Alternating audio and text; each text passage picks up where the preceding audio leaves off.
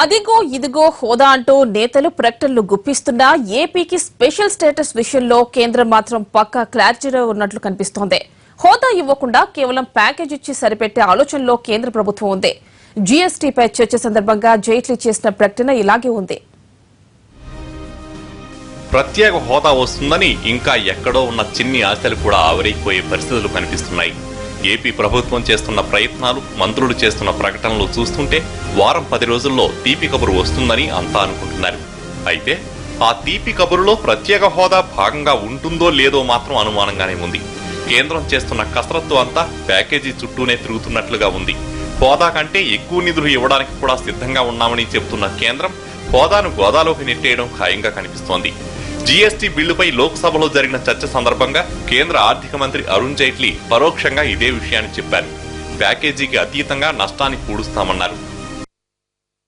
आंध्र प्रदेश के मित्रों ने कहा यह स्पष्ट है कि रेवेन्यू डेफिसिट अगर किसी भी राज्य का इसमें क्रिएट होता है तो 5 साल के लिए जैसे सबको ओवरराइड किया जाएगा, जो टोटल आंध्र पैकेज बना हुआ है और जो और बनाने वाले हैं, over and above that this has to be taken care of because this is the statutory constitutional responsibility as far as the center is concerned. Andhra Pradesh के मित्रों ने कहा यह स्पष्ट है कि रेवेन्यू डेफिसिट अगर किसी भी राज्य का इसमें क्रिएट होता है तो 5 साल के लिए जैसे सबको ओवरराइड किया जाएगा, जो टोटल आंध्र पैकेज बना हुआ है और जो और बनाने वाले हैं, over and above that this has to be taken care of because this is the statutory constitutional responsibility as far as the center is concerned. Telugu Desam ఎంపీలు కూడా జైట్లీ కామెంట్లు స్పెషల్ ప్యాకేజీ దిశగానే ఉన్నాయంటున్నారు. హోదాపై తమ డిమాండ్ నుంచి ఎట్టి పరిస్థితుల్లో వెనక్కి తగ్గబోమంటూనే ఆర్థిక ప్యాకేజీల అవసరం కూడా ఉందన్నారు. ఆంధ్రప్రదేశ్ లో ఉన్నటువంటి ప్రజల్లో ఒక రకమైనటువంటి ఇబ్బంది పరిస్థితి ఈ స్పెషల్ స్టేటస్ అనేది విధానం గాని, లేదా స్పెషల్ ప్యాకేజెస్ గాని, లేదా ఇతర అంశాలు, మరి రాజధాని నిర్మాణానికి గాని, పోలవరం ప్రాజెక్టు గాని, ఇలాగా ఫైనాన్షియల్ ఆస్పెక్ట్స్ సంబంధించినటువంటి సమస్యలతో ఉన్నాం.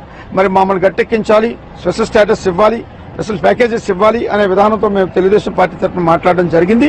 మరి ఆఖరికి అరుణ్ జైట్లీ గారు రిప్లై ఇవ్వడం, ప్రధానమంత్రి గారు కూడా మరి మాట్లాడడం కూడా జరిగింది. ఈ రోజు ఏదైతే ఆర్థిక లోటు ఏదైతే ఉందో ఆ లోటుని పూర్తి చేయాలి, మీరు స్పెషల్ ప్యాకేజెస్, స్పెషల్ స్టేటస్ అనే విధానంతో ఆంధ్రప్రదేశ్ గట్టెక్కించాలనే విధానంతో ఈ జీఎస్టీ బిల్లు ద్వారా ఎంచేదంటే ఈ రాష్ట్రానికి జీఎస్టీ బిల్లు ఉపయోగకరమా, లాభమా, నష్టం అనేది ఏదైతే ప్రశ్న ఉందో ఆ ప్రశ్నని మీరు పూర్తి చేయాల్సిన అవసరం ఉంది. కాబట్టి మరి ఇటువంటి లోటుని పూర్తి చేస్తేనే ఈ జీఎస్టీ వచ్చిన దానికి ఆంధ్రప్రదేశ్కి లాభదాయకమైనటువంటి పరిస్థితి ఉండదని మేము కోరాం.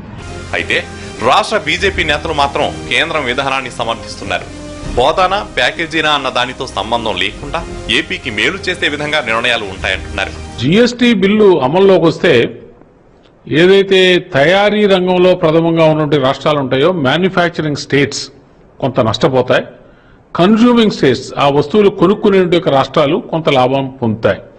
కాబట్టి బిల్లులో ఉన్నటువంటి ఒక అంశం ఏంటంటే, ఏ రాష్ట్రాలైతే ఇప్పుడు ఉన్నటువంటి పన్ను వ్యవస్థలో మ్యానుఫ్యాక్చరింగ్ స్టేట్స్ గా ఉండి జీఎస్టీ అమలు చేస్తే ఆ రాష్ట్రాలకు ఆదాయం తగ్గుతుందో ఆ ఆదాయాన్ని 5 సంవత్సరాల పాటు పూర్తి స్థాయిలో బరాయించుతుంది కేంద్ర ప్రభుత్వం అనే ఒక అంశం ఇందులో ఉంది.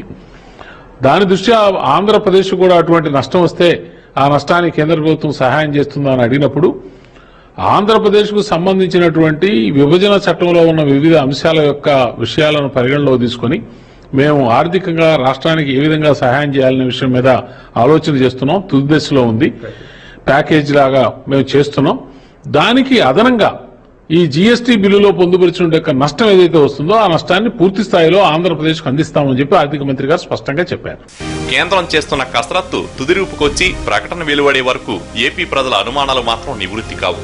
అయితే జరుగుతున్న పరిణామాలు మాత్రం హోదాకు అనుకూలంగా కనిపించడం లేదు.